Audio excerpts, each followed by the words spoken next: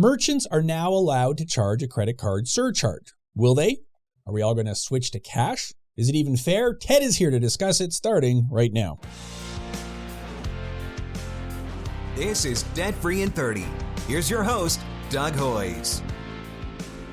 Back in 2010, you remember that, Ted, right? Certainly. A class action lawsuit was launched against Visa, MasterCard, and various financial institutions. I'm not going to bore you with the details, but as a result of a settlement in this lawsuit, merchants may now add a credit card surcharge when you use a credit card to pay. Oh, that's interesting. Since 2010. No, that's when the lawsuit started. This only kicked in a couple of days ago. October the 6th, 2022. So, yeah. Right.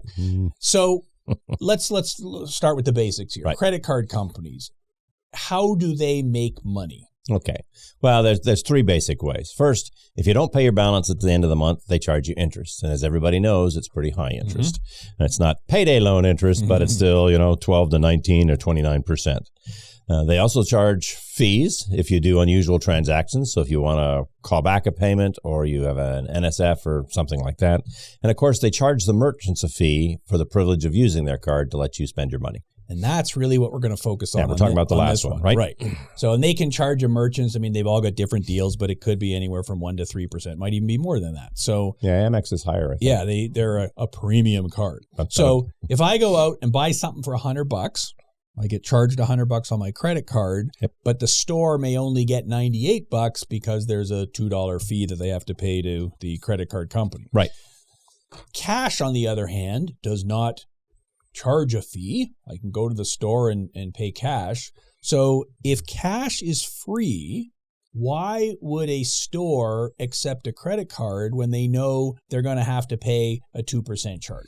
All right, well, so let's ignore the whole COVID experience for the last couple of years and talk about why do you use credit cards instead of cash. So if I'm a store and I want to maximize my sales to customers, then I will give them as many different ways to spend their money as they are comfortable with. So if the customer prefers to use a credit card, I will find a way to make it so they can use the credit card. Simple as that. Right. And that kind of makes sense. If I'm going in to buy a washing machine for $600, right. I probably don't have $600 cash in my pocket. You haven't bought a washing machine in a few years, have you? Why do they cost more than $600 now? I am so out of the loop here, obviously. Right. And of course, for a store, cash isn't free. You've got to manage it. You got to bundle it up. You got to take it to the bank, whereas credit cards are all completely electronic. So I totally understand why a store would prefer to take credit cards. So as I said, effective October 6, 2022, a merchant is allowed to add a surcharge when a customer pays by credit card. So, Ted, what is the difference between a surcharge and a convenience fee? So I like to think of a surcharge as more like a tax. It's a fee that you add when you use your credit card. That's what they're talking about doing. Whereas a convenience fee is it's a fee they charge regardless of how you pay. So think of it could be for anything then. Right. So you could be using cash, you could be using debit, you could be using a credit card. The convenience fee is basically they're charging you for the privilege of paying for whatever it is you're buying. Yeah, you're paying cash. We're going to charge you extra because well, that would be a bad example because obviously it's not payment dependent. Okay, so under this new deal, the settlement to this wonderful lawsuit, what is the maximum credit card payment surcharge that a merchant can add to your bill? So it's either the amount that they are actually charged or 2.4%, whichever is lower, right? Whichever is lower. Yep. So if the merchant is being charged 3%, they can add 2.4%. If they're only being charged 2%, well, then again, it would be 2% would be where it would max out. Okay, so I buy something for $100, and if I pay by credit card, and if the merchant adds a credit card surcharge, I'll see $2.40 credit surcharge on my bill, so I end up paying $102.40. That's under this new approach. Yep. So we've talked about. Well, let's finish off with the business perspective, but then we'll talk about the important people, which is the consumers here. Right. So is this new surcharge good for business? Is this something businesses should be happy about or indifferent or not? Or what? Tell me the business perspective. Well, so the way they're implementing it, it sort of creates a level playing field to induce everybody to use it. So think about you're a business and you're selling widgets and next door is Bob's Widget Shop. And you have the choice yourself if you want to do this or not. You charge the surcharge. Bob doesn't. Where are people going to go buy their widgets? They're going to buy them from Bob.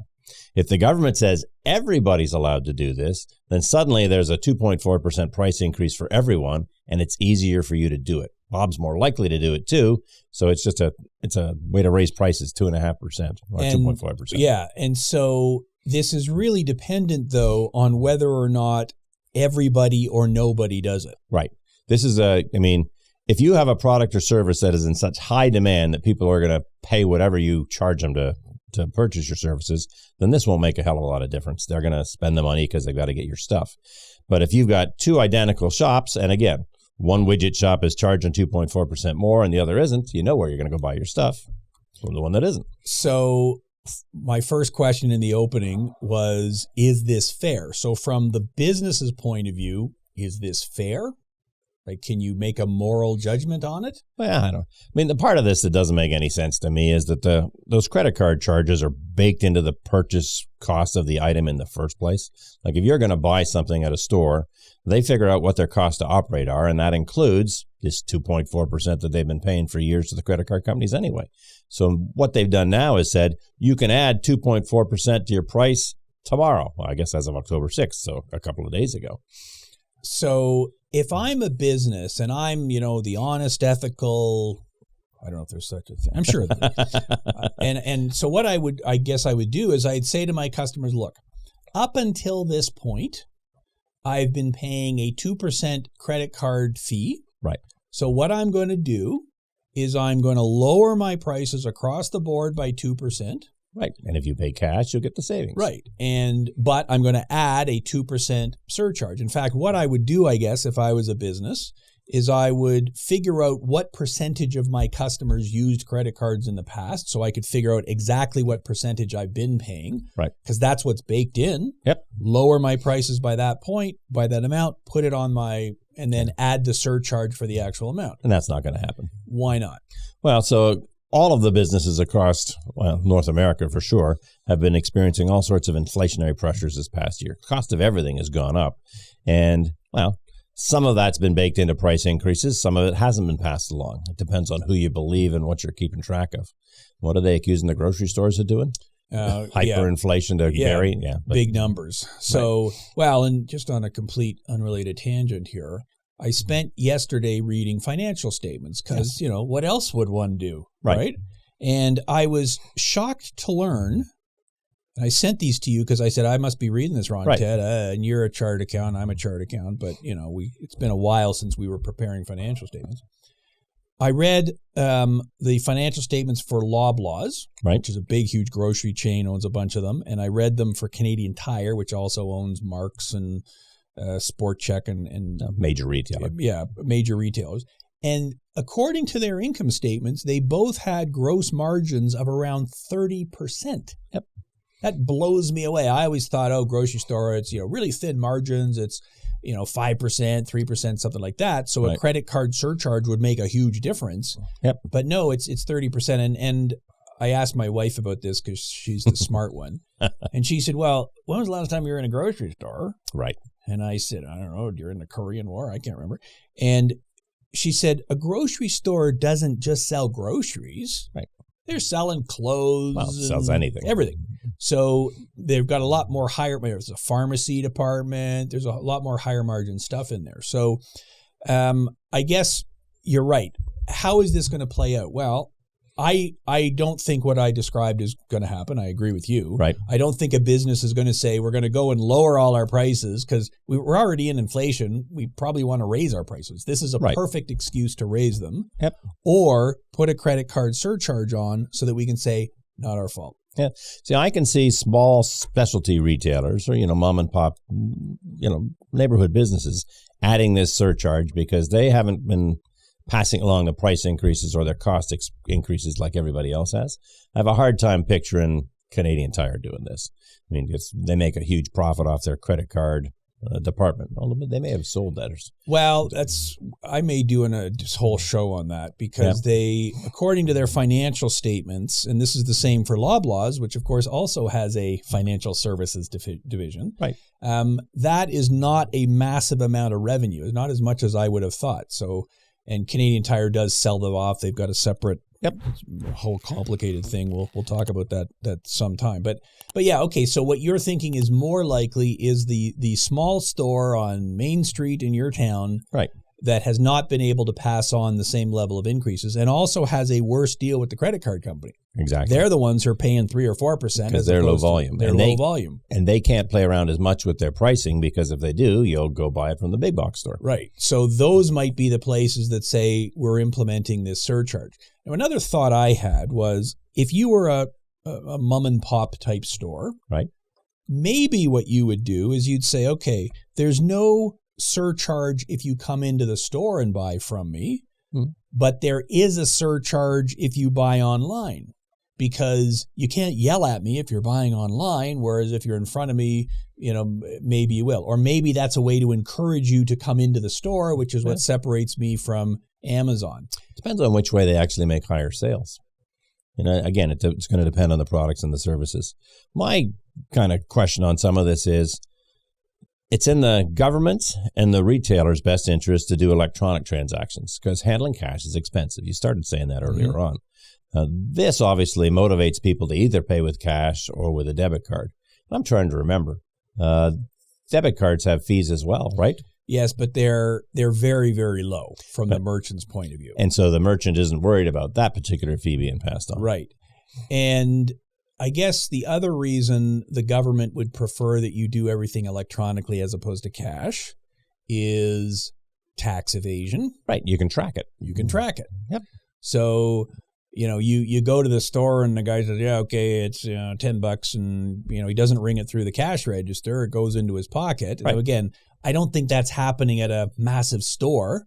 That was my grandfather's restaurant. The till just stays open. That'll be $23. Yeah, 20 for me, 3 for you. Yeah. So it's certainly easier to play with the numbers when it's cash. Right. Much more difficult when it comes through on a credit card statement or even a debit card statement. So yes, I agree. The governments would prefer everything as electronic. Right. And I think the stores, in a lot of cases, certainly the bigger ones prefer that as well. Don't have to worry about handling cash. Don't have to worry about theft. Yep. Nobody's stealing electronic debit cards or credit cards, I don't think. So let's take the scenario then where a store decides, yes, we are implementing this service charge. Right. So do you think consumers then would be more inclined to use either cash or debit to avoid the credit card's service surcharge? I think the consumers that have that option will be. It just makes sense. Save yourself 2.5%. Doesn't seem like a big number, but 2.5 is still 2.5. A third of the population doesn't have that option. These are the folks that are living on their credit cards that go paycheck to paycheck. They use it because they don't have a choice. And so now we've just made their world 2.4% more expensive. And that's the people who are going to be most hurt by this, right, if stores implement that. Yep. I mean, the thing I'm going to watch, all this other stuff is kind of smoke and mirrors, to the gas companies. So when I go to get gas at Petro-Canada or Esso, is there going to be a surcharge on that credit card? Well, and I haven't done a detailed deep dive on gas station margins, but my assumption is that the way a lot of them operate, there's a local operator who operates the store, right, and he gets or she gets a 1 cent per liter is what he gets paid for selling gas. So he doesn't pay for the gas. The big truck dumps it in, and as it's sold, the money he pays it all except for 1 cent a liter or whatever. So if you are paying 2% to the credit card company, okay, that's a big number in a fairly low margin business. Right. But the counter argument to that is gas stations are very competitive. Right. Because there's one across the street, and they actually put a sign out front that tells you how much it is per liter. And they're always the same, amazingly. Yeah. One goes up, it goes up. One goes down, they go down. It's totally freaky how that does it. So, okay, there's two scenarios here. One scenario is we add a surcharge for credit cards. The other scenario would be we give you a discount if you use cash or debit cards. Now, we've been talking about Canadian Tire. You remember back when you were a young lad, they had their own money. Yeah. Yeah. And so how did that work? That was basically a cash discount, right? That's right. So, and I can't remember how it worked, but you got, it was 2 or 3 cents on 100. Yeah. I mean, it's just. So they had 2 levels on their till. Yep. One with Canadian money and one with Canadian Tire money. And you would, if you paid cash, here you go. You get some extra money. Now, I don't know if that still exists or not now. So they do it now with their credit cards. You get credits on their Triangle Rewards program. I don't have a Canadian Tire card, so I'm not sure, but. Right. So Triangle is a huge rewards program. So that has replaced the paper money. Correct. And you're still getting a reward then if you're paying with the credit card? Is that how if you're paying with their credit card? With their credit card. I got you. That's the whole, and that's the whole deal. Right. So I guess practically speaking, would it be difficult for a business to give a discount if you paid cash? I don't see why it would be. I mean, it's just a matter of there'd be a button on your till. You could program it, I'm sure. So how are you paying? You're paying cash or debit. Boop, we apply a 1% discount at the end. So I doubt they would. I doubt they would too. Because again, it costs a lot of money to handle cash. Cash is convenient because you don't have to carry around a chicken and a bag of grain, but it's a pain in the ass for a business. You're carrying around a chicken and a bag of grain. Oh, you want to go back to barter? There you go. I see. Yeah. The Middle Ages. Here's my chicken. I would like a wagon wheel, please. Well, and as a customer, I go to the store. There's a price tag on the thing. Right. I realize that's not the real price because they're going to add 13% in Ontario when I buy it. That's right. So and now they're going to add another 2.4%. And maybe another 2.4. Is that on the 13%? I guess it must be because it's a credit card charge, right? Yep. I mean, and I've done a bit of research on that, and I cannot come up with a coherent answer. I don't think there's HST on the 2.4. No, but you're adding because it's financial services. But you're gonna, if you're putting the HST on the credit card, then you're adding the 2.4 to it. Correct. I would think. So, is there a positive spin we can put on this? So, are consumers going to say, you know what, there's this surcharge when I use my credit card, I'm just going to spend less now? Maybe. But is that good? We're already heading into a recession, so now you're going to have people spend less? Is that a good thing for the economy? I think we're already in a recession, but the economists do not agree with me yet. Let me give you an absurd example. So now we've decided that we are going to disclose what this credit card fee is that the merchants always had to pay. Well, so why don't we disclose the labor component of the price of these goods? So you know that the people who made this product are getting paid this much money. Why don't we, the utility costs and the rent. Why don't you just, this thing costs this, but it's how it's made out. That's an interesting thought. It's absurd. Yeah, and it would be difficult because the margin on each product is different. Right. There are products, obviously, in a grocery store that are loss leaders because everyone's buying, bread and eggs, but the stuff in the middle is the more. milk is in the very back corner of the store, so you have to walk by every other shelf with the shiny stuff and you buy something else. So, but that would be interesting. That would certainly make it, and then I guess you'd have to also have on the price tag profit. Right. The store's making that much in profit. Why aren't they paying their employees more? And if you buy this one, they make this much in profit. You buy this one, it's this much less. I guess you buy that one unless it's crap. Yeah, so there's no chance they would ever do that because that would be the exact opposite thing they'd want to do then. So, okay, so let's do practical advice here because it's nice, all our opinions, but people are sitting here going, hey, times are tough, inflation is high. What should we actually do practically speaking? So, what's your advice? Should you keep using your credit card, or should you only use your credit card where there's no surcharge, or use a debit card? Like, what's your advice? So the most important thing to remember about credit cards is they are not a replacement for borrowing. They're a replacement for cash. So if you're going to use a credit card, make sure you've got the money available at the end of the month to pay off the balance. Otherwise, you are paying interest on the purchase, and so this thing you just bought for $100 actually costs you, $105 or $107. Logically, I guess that means if you have a choice between paying for debit because you've got the money in the bank or using a credit card and they're going to hit you for an extra 2.4%, I guess you're going to use debit.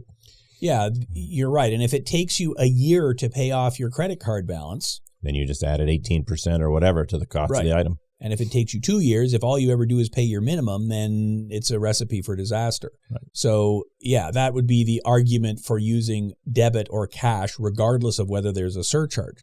Now, of course, I know people are watching this on YouTube and they're all hitting the like and subscribe buttons, aren't you people? Aren't you? Especially when I speak. That's the important thing. We can tell on the analytics whenever Ted's talking, the subscribe button goes way up. So they're all sitting there going, okay, we get all this, but the reason I use my credit card, it's not as a reason to borrow because I got the money in my bank, and it's not just for the convenience of it. It's because I get points. I get rewards. And you think all that stuff's going to continue? I don't know. Well, the argument has been that the reason credit card surcharges are so high is because, or merchant fees are so high, is because they have to pay for all this stuff they give us, all this reward stuff. So I have a credit card that I believe is a 1% cash back card. Yeah, I think, yeah. And so everything I spend, I get 1% cash. But there's also cards where you get, airline miles, or you get, I don't know, whatever else, all sorts of stuff. So is it worth it for me as the consumer to pay the surcharge if the merchant levels one so that I can get my rewards? Well, so let's do the math on that card you just quoted. You've got a 1% cashback card. They charge you a 2.4% surcharge. Are you ahead of the game? I'm behind by a huge amount. Well, 1.4%. 1.4% of everything I buy. And I know what goes on your credit card every month, so it is a huge amount. Lot. Yes. We run this place on your credit card. Yes, all of our business expenses go on either your credit card or my credit card. So if you do the math, it doesn't make sense. Right, but it never did. Because it's always been baked into the cost anyway. Well, but it did before, because whether I paid by cash or debit or credit card, I was paying the same price. Yep. Whereas now, if there's a surcharge, it's like, maybe not so much. Now, the company that got all this started was TELUS, because they're the ones quoted in the newspapers. Right. You read the newspaper, don't you? That physical paper that comes to your house every month. They're the ones who said, you know what, we're going to put a surcharge on.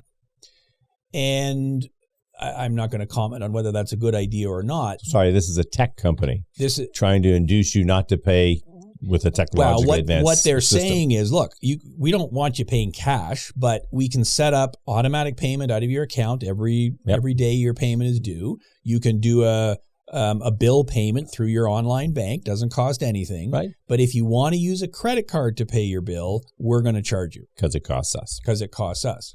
So TELUS is a low-margin business, right? Yeah.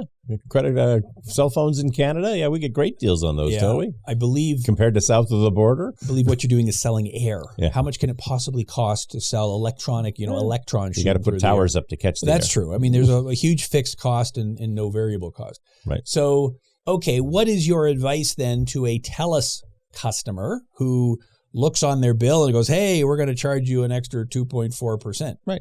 If you have the option to pay by some other means, pay by some other means. Yeah, to me, that's a no-brainer. Right. Because your cell phone bill is, I don't know, $100 a month or whatever it is. Whatever it is. So I understand your earlier point that if I have to go out, my washing machine breaks and I have to buy a new one, I don't have that much cash sitting in my bank account. And I don't want you carrying that much cash around. So it makes sense to use a credit card. Right. But paying my phone bill, I can do that through my online banking. Yep. At no cost. So to me, this is an obvious one where it's like, you know what, forget it, TELUS, I'm just going to pay you electronically then. Right. Or I'll go switch to one of the other companies. Or you're going to go switch to one of the other companies. That allows me to pay by credit card. And I was reading on Reddit, you know what Reddit is, right? Yep. Sure. Right. I was reading somebody's comment on there who said, well, I'm going to stick it to them. What I'm going to do is I'm going to write them a check every month. And that's how I'm going to pay them. And that way they have to process the check. That'll show them. Right. And everybody said, okay, dude, you're going to have to put it in the mail. Right. So you're now paying a postal surcharge. Well, you got to buy the envelope. Buy the envelope, and there's probably a check charge at your bank because nobody uses checks anymore. Right. And the guy said, well, I guess I'll go into the TELUS place and pay it. Okay, yeah, you can do that. But again, you've got time to what's your time worth? And you got to get it there a week before, so it's probably, it doesn't make sense. So I think where it is quite obviously easier to just do it electronically. Right. And my advice to every single one of my clients is if you get paid every 2 weeks, pay your bills every 2 weeks. So it doesn't matter what day your phone bill comes in on. Every payday, I've got it set up in my banking to send half the amount to the cell phone company, the hydro, the gas, whatever. So don't wait till the end of the month when you're out of money. Yeah, exactly. So okay, practical advice then, number one, do the math. Right. Paying a 2% surcharge to get 1% cash back doesn't make a whole lot of sense. And number two, understand yourself. Mm-hmm. So if you're someone who's struggling with credit card debt, well, surcharge or not, debit cards would probably be better. Right. How do you handle then the budgeting problem of having 2 or 3 streams of payment? So lots of people use their credit card for everything. Right. So there's one payment. I pay my credit card once a month. It's easy. But what if I'm now going to use cash for small purchases, like when I go buy a coffee? Right. And then I'm going to use debit for most purchases because I don't want to pay the surcharge. But then I'm going to use credit card for purchases that either don't charge a surcharge or that require it. Like I've got to make an online purchase or something like that. So how do I make sure I got enough money in all three of these buckets? The risk we were talking about just a couple of minutes ago. You can't use the credit card as a replacement for borrowing. You've got to make sure that if you're using it for purchases that you've set that money aside. So it may mean you've got to have more than one bank account. So you can, if you're not disciplined enough to know that this number of dollars has to stay there, then you've got to move the money to someplace where you can't get at it as easily. Yeah, you have to consciously come up with a system. It's discipline. Yep. And you got to actually think about it in advance. Right. So that ain't going to fly. Yeah. It's certainly makes things more complicated, but I guess it also forces you to think in advance, okay, if I'm going to use my debit card for that, I got to have the money in the bank. Right. And that's not a bad thing. Well, but if you're using the debit card, the money's coming out of the bank immediately. Mm-hmm. So unlike the credit card and cash, so I've spent the cash and the credit card, and at the end of the month, I got to pay the credit card bill. Right. That's a problem. Yeah. So you got to think in advance so you know what's coming out. So what then, to close the show, is your prediction? How is this whole surcharge thing going to shake out? I don't think we're going to see much of it before Christmas because it would just be so dangerous for them to implement it now before the busy season. And then we will see, depending on what happens with the economy in the spring. I can't see a lot of large businesses adopting this. It would just be bad for business, bad marketing. I can see smaller businesses doing it. And I guess if I was advising a business, I would say ultimately this is a marketing thing. Right. It's how do you explain it to your customers? So if you say to your customers, we have reduced our prices by 2% and we are implementing a 2% surcharge.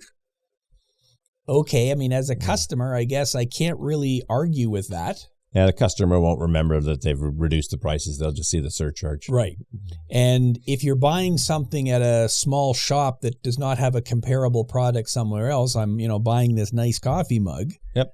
That exact coffee mug isn't sold somewhere else. So how do I compare? I guess if it's something like a liter of gas, okay, it's pretty easy to compare then. I can see. So you think that we're not going to see, this isn't going to be a pre-Christmas thing. Right. We're not going to see it in 2022. Yep. But maybe we will see it in 2023. Right. And it's more likely to be at the smaller stores than the bigger ones. Yeah, well, I could see smaller stores adopting it or restaurants adopting it very quickly. But again, they're not chain stores. These are mom and pop, and it's just their way of trying to recover some of the money they've lost through the price increases. Restaurants are an interesting one because, as you know, when you pay at the machine, it automatically says, hey, do you want your tip to be 15%, 20%, 30%? Right. And we're kind of in the habit of, okay, I just push that button. Right. So I guess if they added a surcharge on, okay. You're now surcharge on the tip. Yep. It's just a thing. And at a restaurant, when you get the bill, you're not saying in your head, okay, that thing cost this much and this thing cost this much. Right. Because you go and you order this and you order that. And that's the bill. So it's a little easier, I think, to hide it there. So, that'll be interesting. So I guess we can check back in 6 months and see, was there any differences across industries? Right. Well, we'll know when we see it. Mm-hmm. I go out more often than you do, but yeah, I never go out. We'll find out. I'm stuck in my studio here all the time. So yeah, and reading your financial statements. Exactly, reading financial statements because I want to know what everyone's margins are. That's what I want to know. So those of you who are watching, put a comment on YouTube as to what you think. Do you agree with us or not? And tell us what you see. Yeah, and that's exactly. Tell us what you see. I don't think we've seen much of it because it's been a week or two or whatever it's been since this was implemented, and nobody wants to be the first, probably. Well, and right now nobody's spending any money anyway. Everybody's terrified of the recession. It's still, we got all sorts of other issues in the world. So I guess this will be a 2023 thing. So there you go. That is credit card surcharges. We wanted to get this show out while it was still a hot topic. My prediction is I agree with you. I don't think we're going to see a huge amount of credit card surcharges. I think it's bad marketing, but I also think it's complicated. Right. And you're more likely to alienate customers. So unless someone does it first, unless that big grocery store does it first, or Amazon does it, or somebody, then I think it's unlikely that the little guy who's already under competitive pressures is going to be the first one to do it unless he's got a very dedicated. I'm running Luigi's Italian restaurant, and I got lineups every night. I'll do whatever the hell I want. Yeah. But then you can just raise prices too. That's exactly right. You can make the pizza cost $2 more. So you don't have to. In fact, and that's probably what I would do. I'd say, hey, inflation, prices are up. Right. And then people go, okay, inflation, we all understand that. As opposed to that surcharge, it seems like you're nickel and diming me. Right. Because that surcharge was $2 and that just irks me. The $50 I paid for the pizza, I'm fine with that. But that extra $2. So I don't know. We'll see. Leave your comments. We will see what happens. That is our show for today. So again, like, subscribe. The podcast version, the audio version comes out every week. Spotify, Apple Podcasts, every podcasting app. And we will have a new show next week. So until next week, thanks for listening. For Ted Michaelis, I'm Doug Hoyes. That was Debt Free in 30. Look at that. Pretty much 30 too. It's amazing. Okay.